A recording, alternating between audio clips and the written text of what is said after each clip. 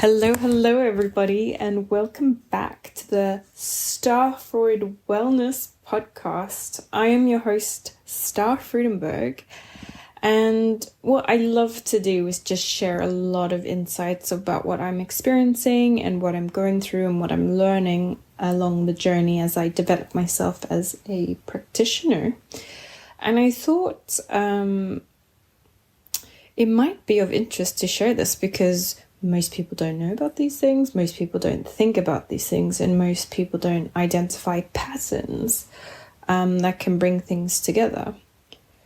So for today's podcast, I want to just raise the awareness around a couple of things that I am identifying or seeing a lot more regularly, which I go, that's quite interesting. I don't often see that. As I always say to people, I'm starting to I do always attract themes of the week. So I'll attract the same kind of frequency of being or person with similar like issues. And then that's almost like I say, the universe is teaching me how to develop myself as a practitioner and get accustomed to a different type of issue that I may not have thought about before, or I may not have understood it. And it's almost like I get presented with a number of case studies, as my clients, patients are my biggest teachers, which I'm very grateful for because, I always gratefully imagine, by the time I'm 60, I will have a wealth of knowledge and understanding, which puts me in a position to further helping people in the world.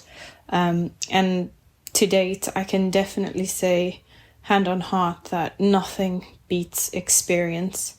Repetition, learning on the job is an invaluable skill and literally priceless. Because if I compare myself now to a number of years ago when I first started to who I am now with the level of knowledge and things I've studied to date, I can definitely say it's as if I'm a completely new person.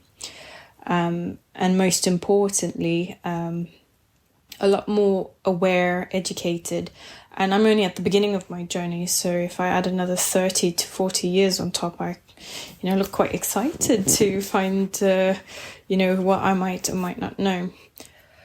So anyway, side note. So what I find quite interesting at the moment is around the theme of cholesterol. So you get your typical, what is cholesterol? It's, high levels of risk potential that there's clogs in your artery, fatty tissue buildup, aka bad cholesterol, that can put you more at risk of cardiovascular disease, and cardiovascular being heart, stroke, heart attack, something in that sort of category. And, there's a lot of misunderstanding about it. So when we hear cholesterol, we instantly in society have been framing cholesterol as a bad thing. We think cholesterol in mind equals bad. And again, if you listen to my podcast, I think it was episode 9 in season 1, what is cholesterol, just giving you a little bit of insight and a short tidbit information about it. We need cholesterol to survive. Cholesterol is produced by the liver, and we have good cholesterol and bad cholesterol. And just almost like anything in life, we need to have balance of both. And we just need to regularly check if one is dominating. And you can have too much or too high good cholesterol, and you can have too much and too bad cholesterol. And like everything, I always see this balance, how it presents itself as an analogy in my head as a seesaw, and we just want to go from tipping one point to the other back into a sense of equilibrium or balance. Now, the biggest problem is people don't think to check what's going on in their life, do maintenance checks, do regular blood tests, do regular MOTs, if you will, if we compare the body to a vehicle. And it is like a vehicle, instead of petrol, we're running on water, food, resources from the planet. So sort of tying back into today's theme, what I'm seeing now is classic cases of young individuals. So obviously you'd think, when you think cholesterol, you think of more of a middle age towards elderly typically men suffering with these kind of symptoms because they've got a poor diet, high fatty diet, not exercising, smoking, drinking, and very stressed. These are quite the common symptoms that you would say, okay, easy to identify that, you probably have symptoms of, or risks or symptoms that would indicate you are at risk of having cardiovascular disease, which high cholesterol, hypertension, high blood pressure would be forming part of that. But what I've been seeing very recently and regularly is I've got very young individuals coming. And by young, I can talk about sort of 20s to early 30s, presenting with extremely high cholesterol. And so now there's obviously a theme of it's genetic. So it's inherited in my family, from my family members, but they're presenting well. And by presenting well, meaning they don't have any of these risk factors. They're exercising, following a good diet, as I can say, managing stress as much as possible, as much as practical as possible in, today's lifestyle where we are exposed to extreme amounts of stress in our day to day. But, sort of that's the norm. Not smoking, not drinking. So it seems to be almost like a riddle that goes, okay, well, how do we tackle this classic case scenario of high cholesterol when actually all the things that you could do to improve cholesterol on the table are actually ticked? So different things that I try to do to address that is, number one, is doing colonic hydrotherapy, because it can work on stimulating and moving things around the body with circulation. It helps thin the blood because we're using a lot of water. We use warm water. We help treat the gut, and the gut, when it is better, can obviously have a positive knock-on effect because, according to me, it's our first brain. If your gut is out of balance, everything will be out of whack. Your nervous system, your brain, your endocrine system, so your hormonal system. So nothing will basically function properly in your brain if the gut is unhappy. And from studying all the medical systems from around the world, what I can definitely say is a centralized theme is that if you fix your gut, you fix your life, right? Gut is number one, without a doubt. And that is why I specialize in it. That's why I see a lot of changes in positive sense that people have, and quite dramatic and quite immediate changes as well, because we start with the root area, the root problem, the root cause is adjusting the gut.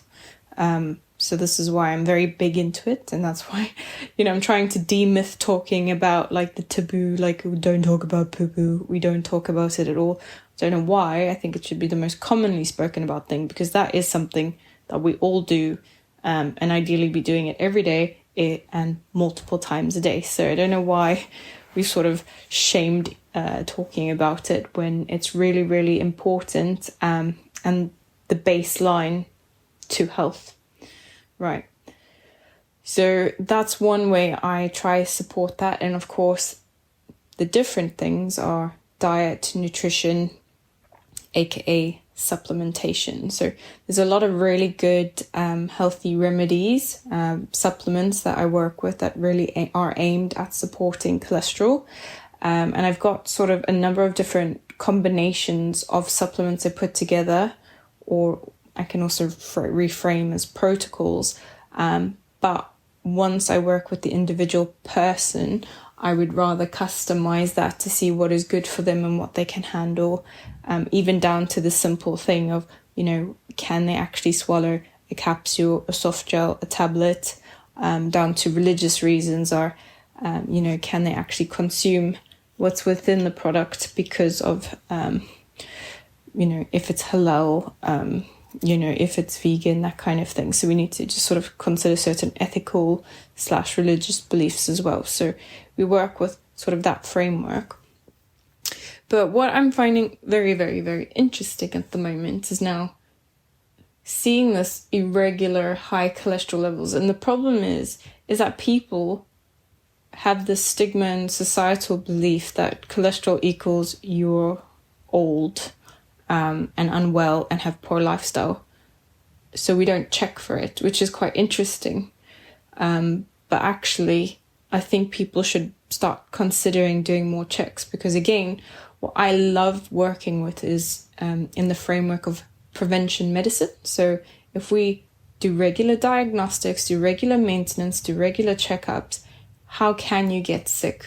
You know, the statistical rate of becoming ill significantly reduces because you're doing little bite-sized management, wellness, self-care over, you've left something underlying for so long, and now, like a nasty surprise, it just pops up, and there's nothing you can really do about it because it might be irreversible, can't be fixed, and it's more about managing your quality of life as best as possible with the time that you have left, right? So with this sort of background and story, I think it's quite important to just invest in, and you can get this done at the GP, but unfortunately at the GPs, it's more about you have to have a problem and a reason that you're unwell to validate getting a free check. So unfortunately, in that sort of position, more often than not, you'll need to get or invest in doing these tests privately. They're not expensive, but so important. And I always use the words, it's a very important health information tool, because you can rule out certain things and issues, right? But yeah, so most people don't even think to check because of just the sort of information that is out there that goes, okay, I must have cholesterol only if I'm an old individual with unhealthy habits and eating a lot of this, like high fatty content, animal products, not exercising, smoking, drinking, etc. But now, so if you think about cardiovascular issues, we're thinking about the heart and we're thinking about the theme of blood.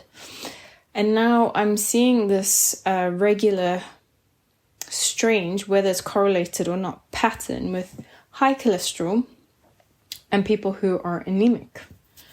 So then I start to think to myself, oh, that's really quite, an interesting pattern, because it's both blood related. So then it's like, okay, you have a high cholesterol, but then you're iron deficient. And I've been trying to do research about, is there actually a connection with this? And so far, I haven't been able to find anything, but what I'm recognizing more and more with the work that I'm doing, I'm sort of recognizing, again is the right word, that just because the information is not out there painted in black and white doesn't mean it doesn't exist, doesn't mean there isn't a pattern and I just need to give up on it. I might be the pioneer bringing the awareness and actually starting to do the work and the research and putting things on the map, because that's how all research and, in terms of this sector, medical information starts to become more available, because there are people like me who want to be pioneers, that are daring, that are keen to explore, that are not that are more aware and can put patterns together, have pattern recognition skills, and fundamentally a questioning mind, right? So I start to think to myself, all right, so is there a connection? So from the research I have done, there's been a couple of research papers. For example, is a hematologist and professor from the Harvard Medical School in Boston called Nancy Berliner, who's an MD, and her sort of feedback is that there is a poor connection. So in summary, not really. But that doesn't mean it's not the case, but I definitely think there is a case. So another sort of side note, I mean, again, this would be good because this is sort of like I'm giving information, but it would always be good to sort of have people feedback and loop and message and email, because, you might be this classic case scenario, and you can help support creating more information out there as well.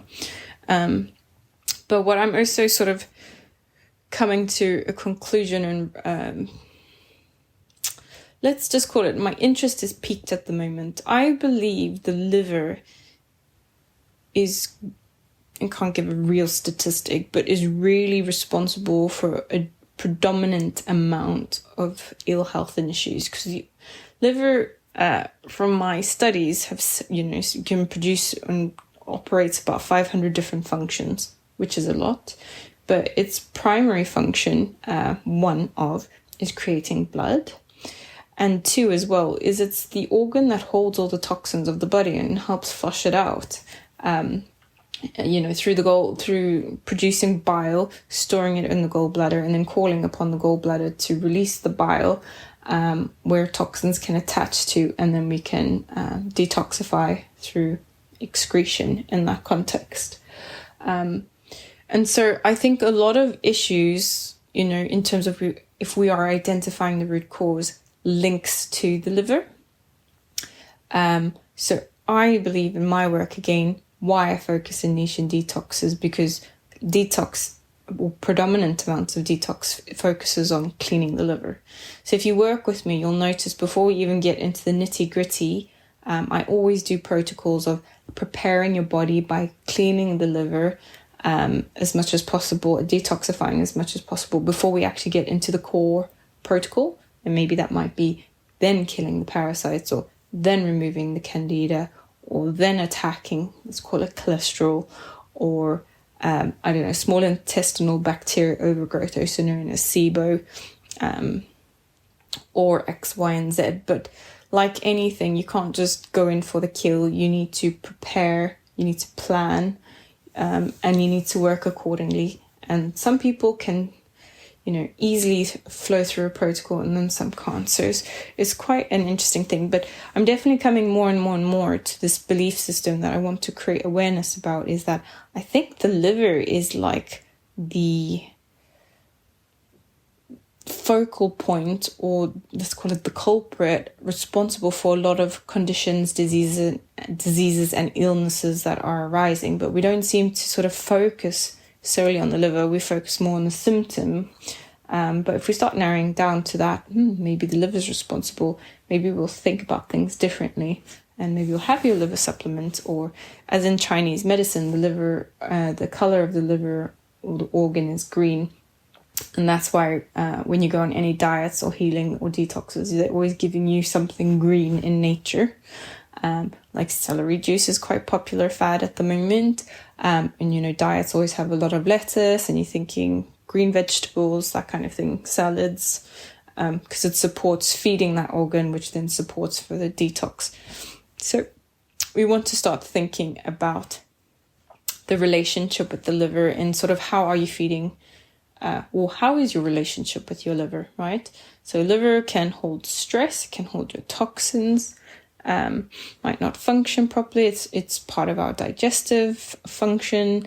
Is it hydrated enough? And this is a huge culprit. It gets really unwell. If we have excess toxicity, such as alcohol, such as drugs, excess stress, overdoing it with exercise, extreme temperature changes, maybe we're thinking about the saunas and steam rooms. So we're shocking the body quite a lot, and aka the liver quite a lot as well.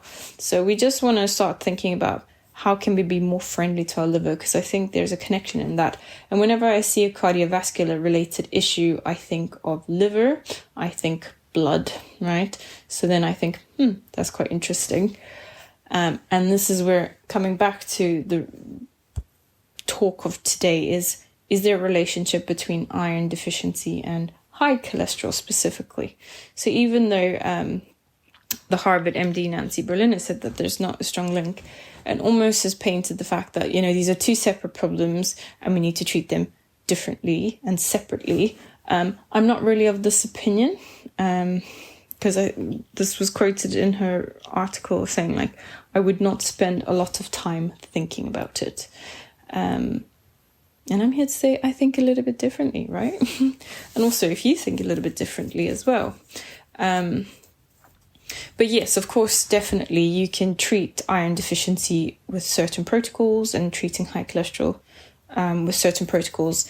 And like anything in life, I think you can advance better when you have guidance, obviously having an expert or mentor or coach, or you can say a doctor in this context, that can help support you if you're suffering with these things. But first of all, to know you are suffering, you need to go get checked out. So I offer a blood test that's really easy and quick to do, either finger prick test, or I can take it from a vein, send it to the labs. In 7 days, we'll get the results, and easy, quick and simple. We can find out if you have these level of problems because it's done within the same test.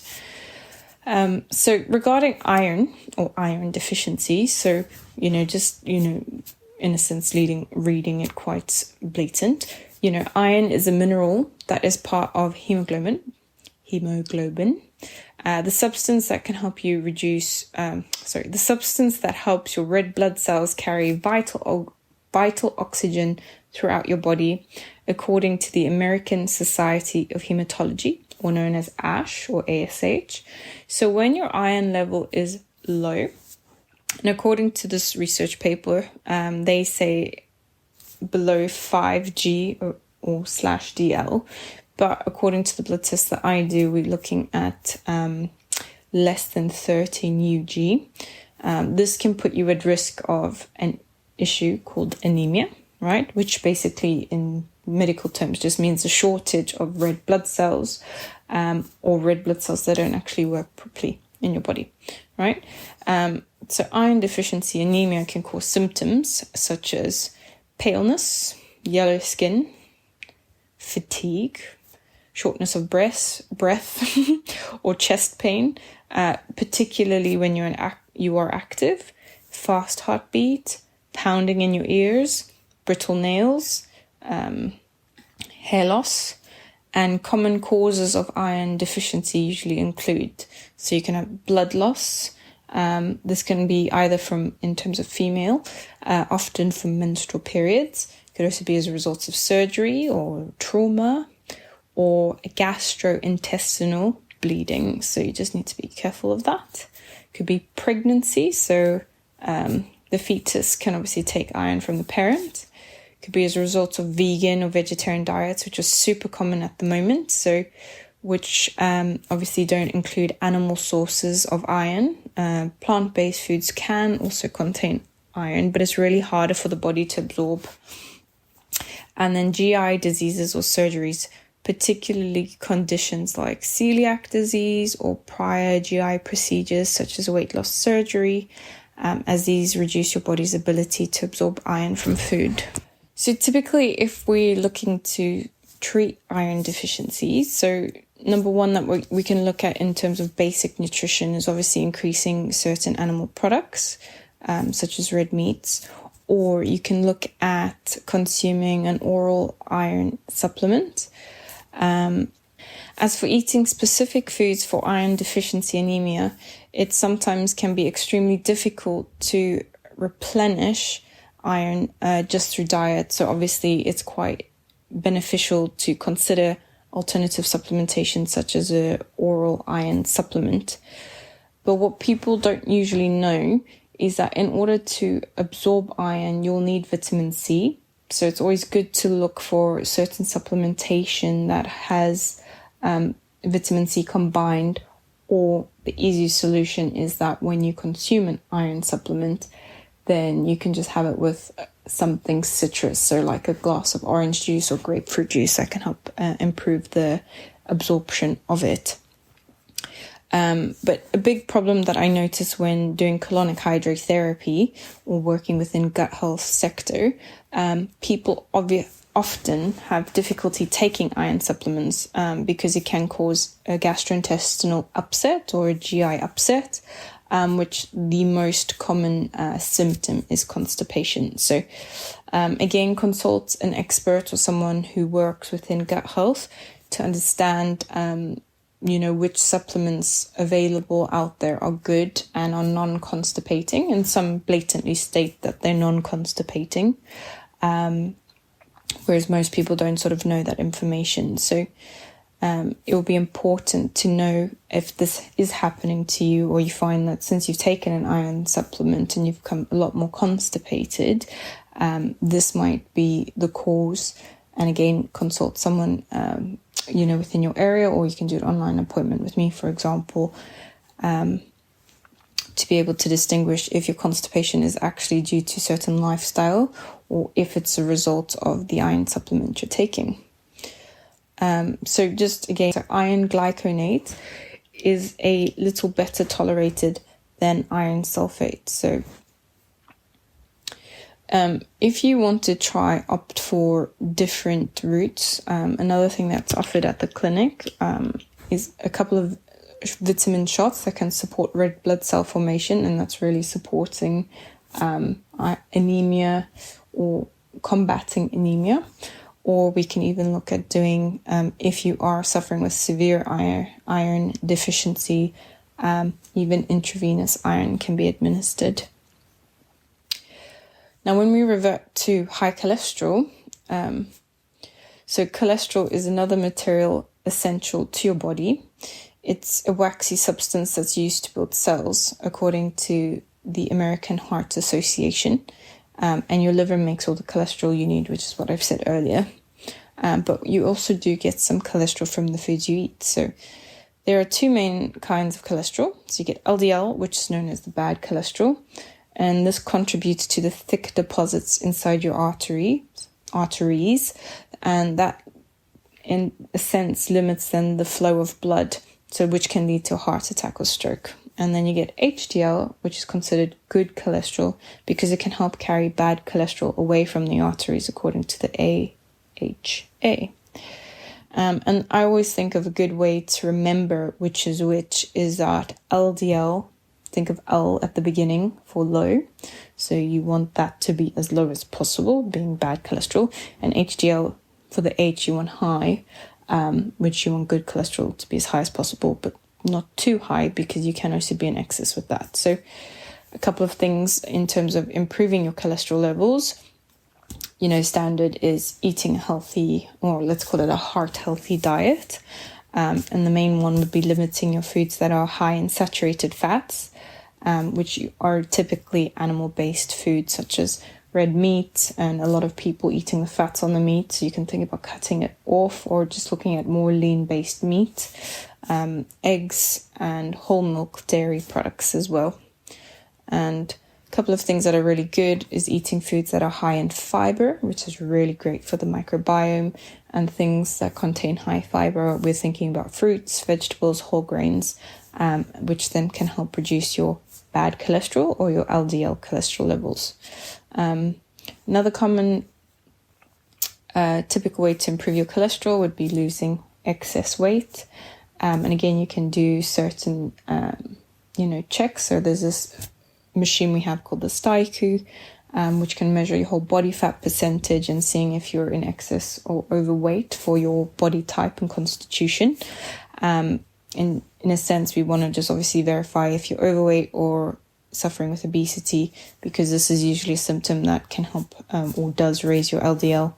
And you obviously want to just ensure to reduce that as much as possible, becoming more active and more fit. So that can also help increase your HDL, and quitting smoking, which in its own can obviously reduce the risk of heart disease, and obviously not smoking. And smoking does smoking does lower your good cholesterol. So obviously it's doing the opposite of what you want to do.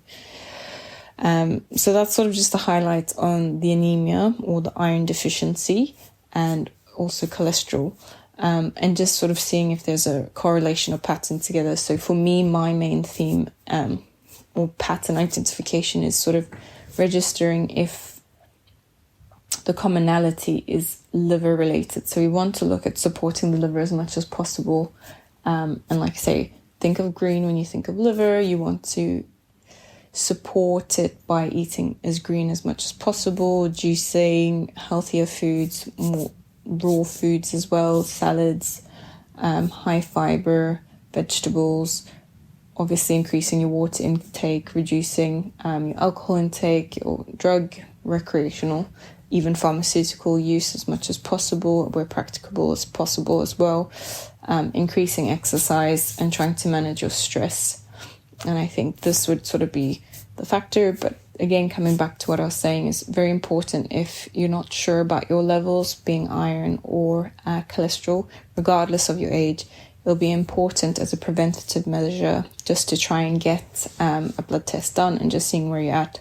because this is where the theme's coming from today, or discussions coming from today, is that I'm seeing these patterns from very young individuals, and, you know, of course it's come as a big surprise to them because they never thought that this was possible, just based on societal belief and understanding behind cholesterol and iron.